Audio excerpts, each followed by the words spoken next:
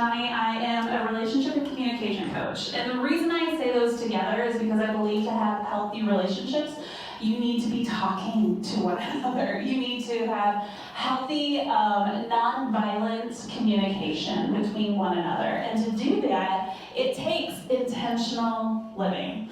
So I kind of stole this title from a book that says, "It's not me, it's you." Welcome to my TED Talk. It would be nice to say that we can say those kind of statements to people and they're going to change, and that's not necessarily the case. What ends up happening is we start building more walls. We start having more conflicts. So, we're fixing that? Okay, here we go. A little bit about me. I always say I'm new to the area because I got here in August of 2021. So I've only been here a couple of years. The fact that I just love to jump in has kind of done me well, because this is why I get to see all of your wonderful faces, who quite a few of you I know. The first year I was here, I spent all of my time kind of getting my kids acclimated to the area. My son started high school at Skyline, my daughter was jumping in 5th grade. And so, they needed mom. I needed to figure out, how do you afford to live in Ann Arbor? And then, just keep doing that. And then year 2 was my goal of starting my business. One of the things that I believe in relationships is I want to teach my kids by them watching me do. So I went for my dream. And it was going really, really, really well until May of 2023. If you don't know, this is my house. Memorial Day, you can see it. If you're here at Weber's, you can see the firebomb. Our house burned down completely to the ground. You can drive on Maple and see that there's literally nothing left. That was our place. And it was probably one of the worst times in my life. I've gone through some grief, I've had some loss, but the loss of security kind of put me down a deep, deep, dark hole. And so why am I sharing this? Because understanding context in having difficult conversations is key. In front of you, you will find a program and pens. Come on, you guys. I want you to take notes. We're going to go through. I assume if you're here, you know that you have a conversation that you should be having with someone. It might be difficult. It might be family. It might be friends. It might be husband. It might be brothers, sisters, anything like that. And did you see I said husbands, not wives? Anyways, so get that out. We're going to start talking through. So understanding context in any situation is key. I like to lead by example. And I sometimes get teased from people. They'll be like, "Oh yeah, as a relationship coach, I'm sure all of your relationships are great." That's not the case. But I can tell you, even though I have some hard ones, I work at them. And so I'm going to kind of lead you through this exercise by using a situation in my life. Let's start with context. Okay, write that context down, kind of get in your head what you're thinking. The context is defined by the circumstances that form the setting. So it's really important, if you're going to have a difficult conversation, you need to be able to understand the situation that caused the setting, that put all of these elements into, suddenly you're in conflict, suddenly you're uncomfortable, suddenly you need to express a feeling and a need and you don't know how to do it because your context has changed.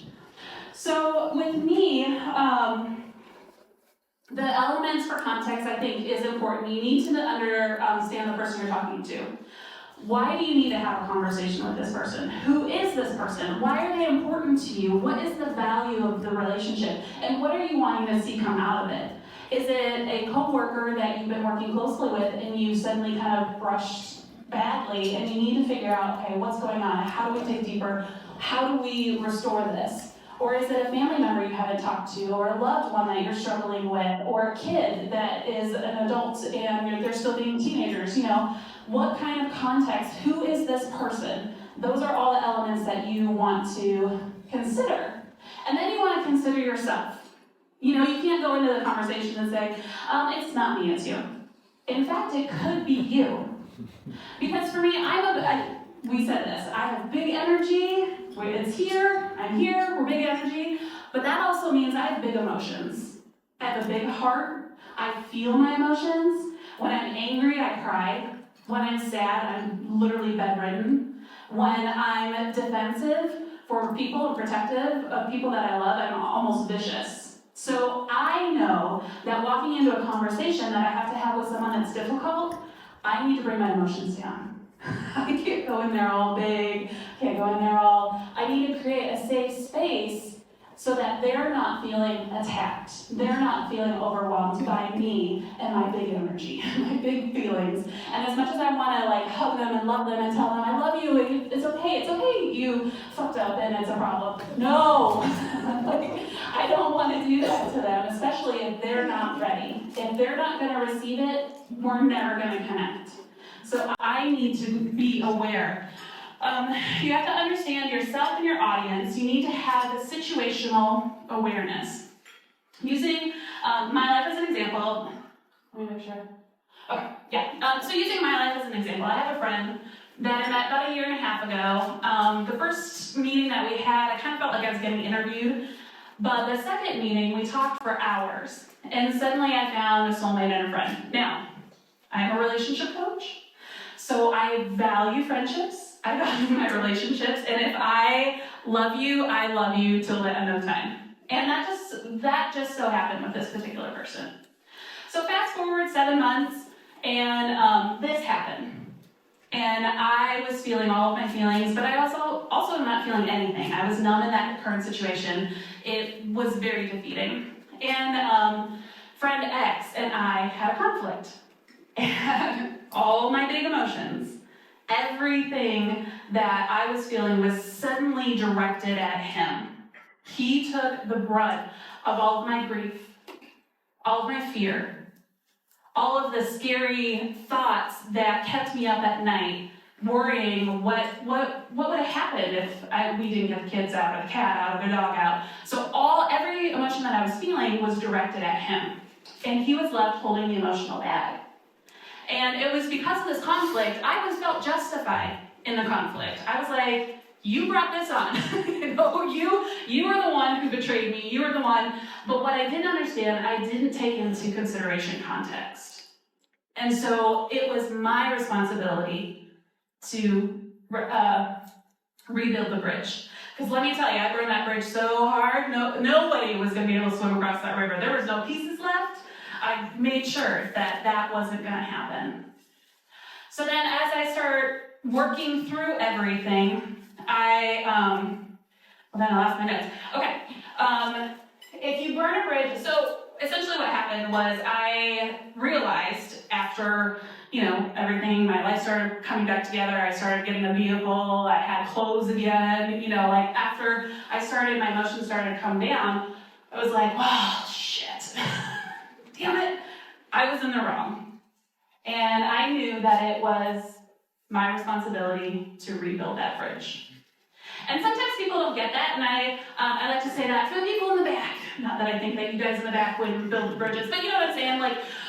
You have to. That is called ownership. That is called accountability. That is called responsibility. That is how you build healthy relationships. Is you understand that, damn, I burned that bridge, and yes, I could justify it. Yes, I could hope that he had grace. Yes, I could do all of those things, but at the end of the day, I'm the one who has to build the bridge. So so that's what I did. I sent the apology text message. I was like, oh, I'm so sorry. You were holding the bag. I'm going to make this right. And so I did. For 3 months, I worked really, really, really hard on doing that. And then what happened is it all came to a screeching halt with a single text message, but we'll get back to that. So as I'm getting ready to have these difficult conversations, I have to think of the role. What role did I play in this particular conflict? So I knew, trying to fix that situation, that I was a colossal mess, that he was left trying to be a therapist to me, and he is not qualified as a therapist, so I needed to stop asking him to be that therapist. And so I needed to acknowledge what I did. So in my workshops, what I talk about is, I like this. Did you make the effort to stop conflict in its tracks, or have you allowed it to continue for so long there's no clear road to recovery? Just a little thought right there. We'll ponder that for a second. Have you made the effort to stop the conflict in its tracks, or have you allowed it to continue for so long there's no clear road to recovery? Okay, so moving on. Bad communication habits. That's one of the things, one of the very first workshops we talk about is what bad habits, communication habits, are you bringing into your situation? Because we've all had them. We don't know how to do conflict resolution. We've watched our parents fight poorly. We fought poorly in middle school and high school. We don't know what we're doing. And so we bring these bad habits. One of the first ones is gaslighting. And everyone loves to say they're being gaslit. She's just always gaslighting me. I like to break it down to you deny, you dismiss, or you deflect. And I think, for me, I think the sexiest thing on a person is your ability to accept responsibility. And being accountable is important. And if you watch Ted Lasso, that's one of the things that they say. She says in there, being accountable is important. And so I think there's this situation where a friend had to let someone go. And the good friend that he is, he made out like 10, 15 lists of things that was the problem. Hey, we're gonna let you go. These are the 10, 15 reasons why. 2.5 hours later, this person had not only talked themselves out of all 10, 15 problems, she then proceeded to say, you don't want to fire me because you're gonna miss me. You really need me in your life. And I mean, to be fair, I think accountability is sexy, but I gotta give her props. Like, I was like, how do you talk yourself out of that? But I think knowing that when you go into a conversation and there's a role that you have played, you cannot deny, you cannot dismiss, and you cannot deflect. This one, the record keeping, this is another bad habit people form. And when I facilitate conversations, because I'll go into a company that they've been fighting and all of a sudden they're two major people, they can't even talk to each other anymore. And they come to the table and they'll be like, well, I did this, or I did this for you, or blah, blah, blah. You did that. And I'd be like, time out. Record keeping, if you use the line, all I've done for you, that's not okay. Like, if you're going in and doing stuff for others with the intention of getting something back, then don't do it. Like, just don't. Be authentic in what you give.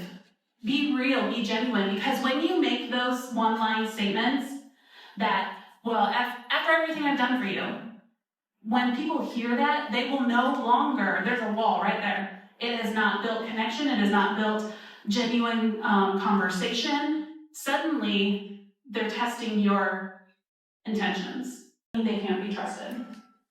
The next one is triangulation. This happens when one or both of the people involved in the conflict try to pull a third person into the dynamic. This one is always interesting. I've got a good small core group of people that I absolutely love, and one of my bests, she ran into friend X. And I asked, how'd it go? And she said, it was fine. I ignored him. Thank you. I love you. But please don't do that. Because the problem with that, when you bring someone in, it can come across in so many negative ways. It can look like you're ganging up on someone. And actually what I needed from that friend was for that friend to help me stay accountable to my choices. And I needed her to call me out when I'm having a bad attitude. When I need to reset my feelings for this friend, I needed friend X, I needed my best girlfriend to help me do that. So don't pull people into your conflict. I like to say this in our workshops, you can validate their emotions without taking up their cause. That's huge. Yes, I feel for you. Yes, that is a shitty thing that person did. They shouldn't have treated you that way. I am so sorry. That has to hurt. But then bringing them out of it, continually talking to them about how are we fixing it?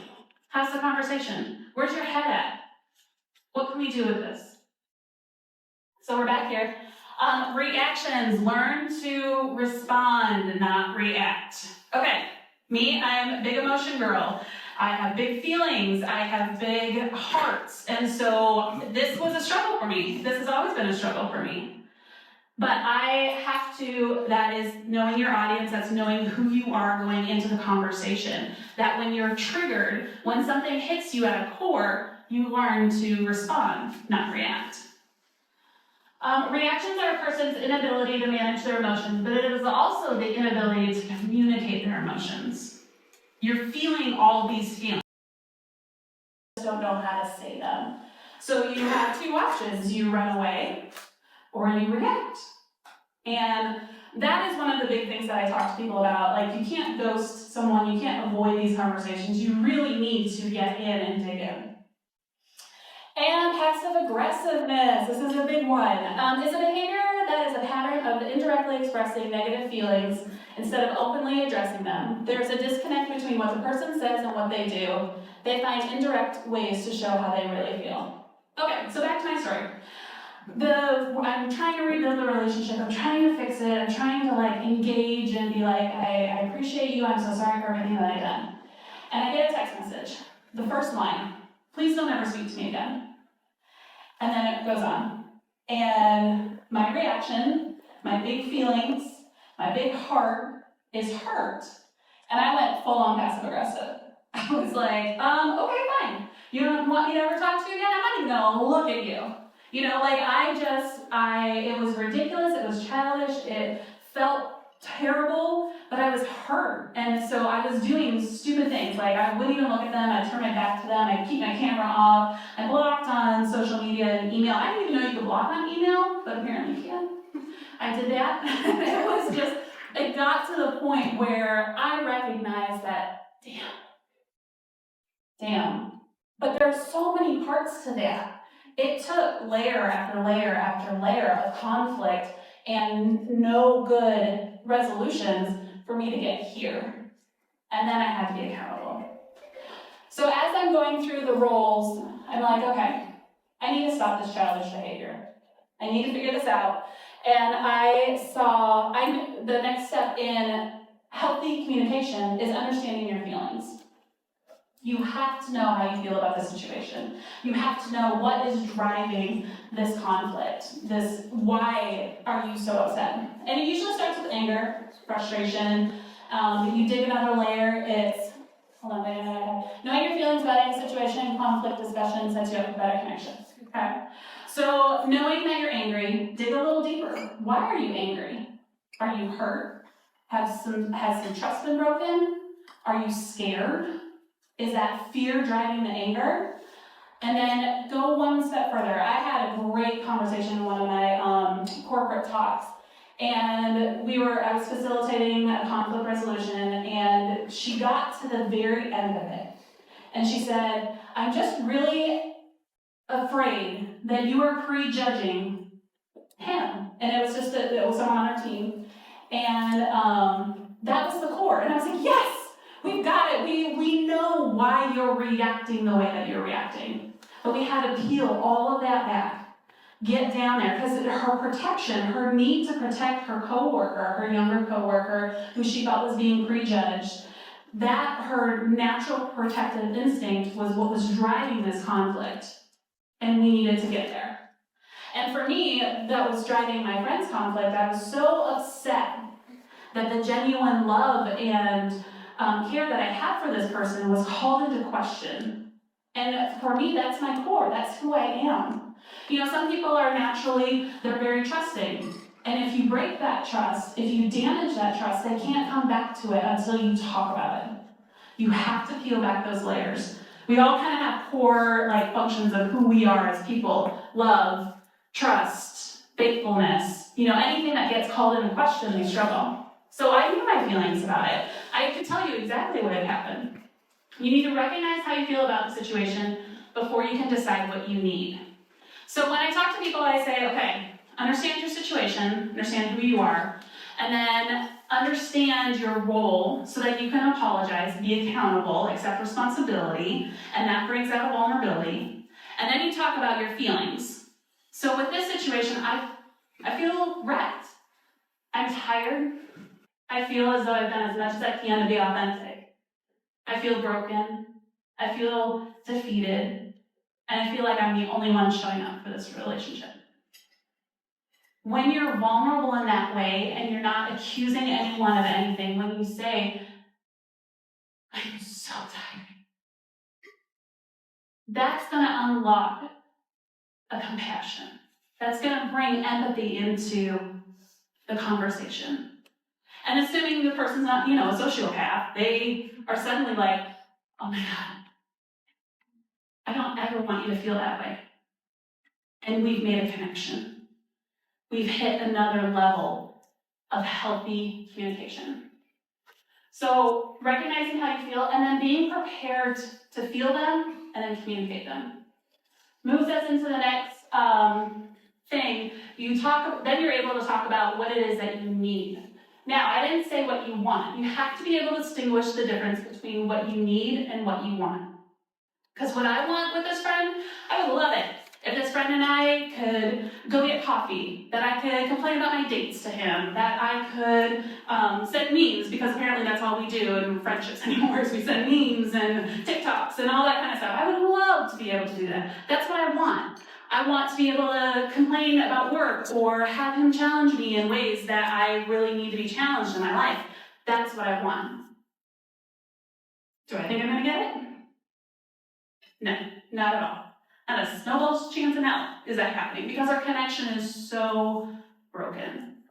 So if I sit down and talk to him and I tell him I'm tired, I'm wrecked, I'm so sad, I'm broken over this situation, I'm broken over this relationship, and I say, this is what I need. I know that we're going to have to keep talking. I know that we're going to have to keep coming back to the table. But in the meantime, what I need is mutual respect from you. So that I know that as we're coming back to the table and I hear gossip or I hear shit being talked, I know that that's not true, that it's gossip, that it's wrong, because we have a mutual respect for one another. That's what I need. And then I just need the bare minimum of communication. I mean, I'm a communication coach, so if you're not texting me back, if you're not liking or sending thumbs up or anything like that, I start to panic. It brings out my anxiety. Those are the only two things. Moving forward in this friendship would be the only two things that I need. You can't go in with a whole list of things, new behaviors, new this or that. You have to come with your very basic need. What does that look like?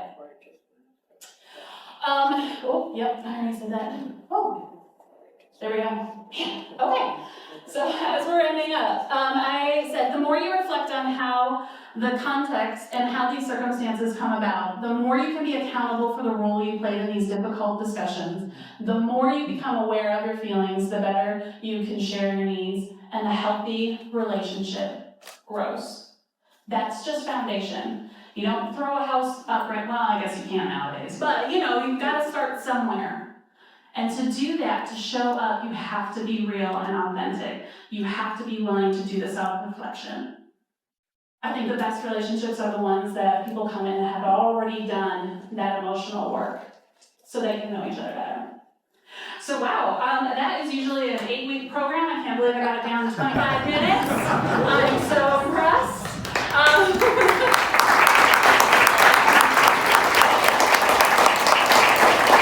I know that all situations are so very personal and they're individual, and no one person's conflict is the same. So I'm getting ready to do my next level of accreditation, so I'm willing to offer discounted sessions if you need coaching on how to talk to someone, or if you need someone to come in and help facilitate a conversation. Yeah, definitely. Oh, wait, I wasn't even...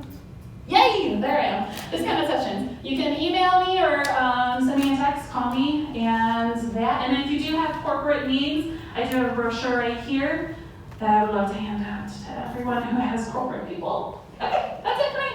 Any questions? We have a couple of minutes for questions, so any questions? Oh, okay. Any questions? Nobody's going to want to talk about their personal shit. I was going to... Oh, good.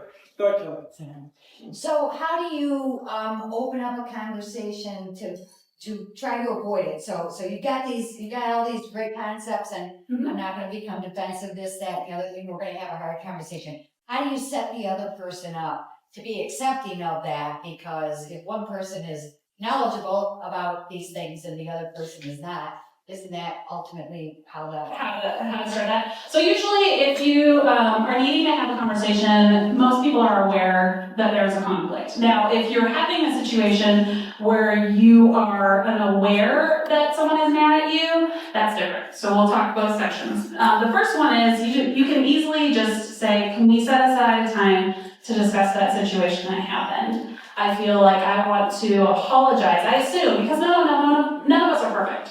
So if you go in there already saying, I would like to apologize for my role in the situation, walls start to come down. And for a situation where you have feelings but the person doesn't know that they hurt you, I do kind of the same thing where I say, hey, I'm kind of a little bothered by something that happened, something that you said, a way that you responded. Can we set aside some time to talk about it? Anything else? And what if you get pushback on that? That I didn't do anything wrong. Why would I want to waste my time talking about it? This is where you don't gaslight. You can say, I appreciate that is your assessment of the situation. Is it okay if I share how I feel? I know, it sounds really robotic, but I'm telling you, when you come in and you have done the self-reflection, it also gives you enough awareness. With this friendship, I could probably send maybe 1 or 2 more text messages, and then that's where I get to set the boundary. They call time of death for a reason. It's okay to walk away if it's not going to work. If they're being unresponsive, it is okay. It does not make you a shitty person. It does not make you someone who hasn't tried. Because, like I said, they call time of death for a reason. Do you let that individual know that it's like, you know what, I've gone through the water trough one too many times right now, and I've tried my best? It's like, or you just kind of like let it go? That's not for them to know. That is the release that you get. Okay. Because at that point, what happens is that will be a defense. You have let it go personally and mentally and emotionally, and that's fine. But would you really stop them from coming back in your life?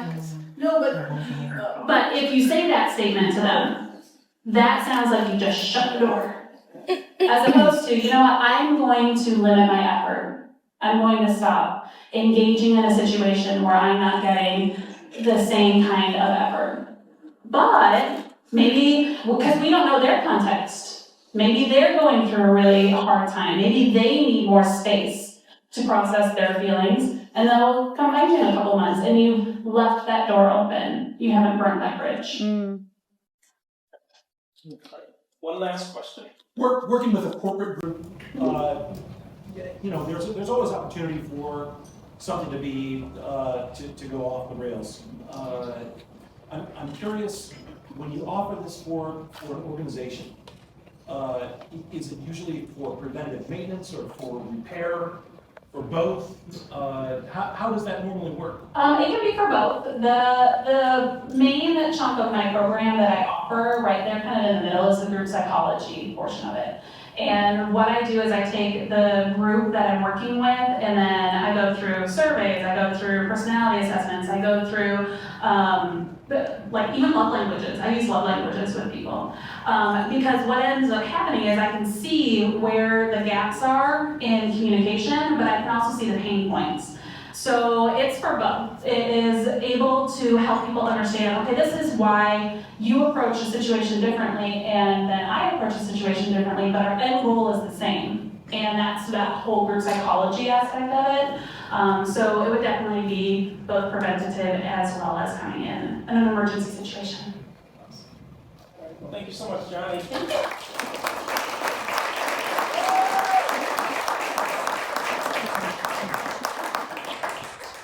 All right, thanks so much. Pretty much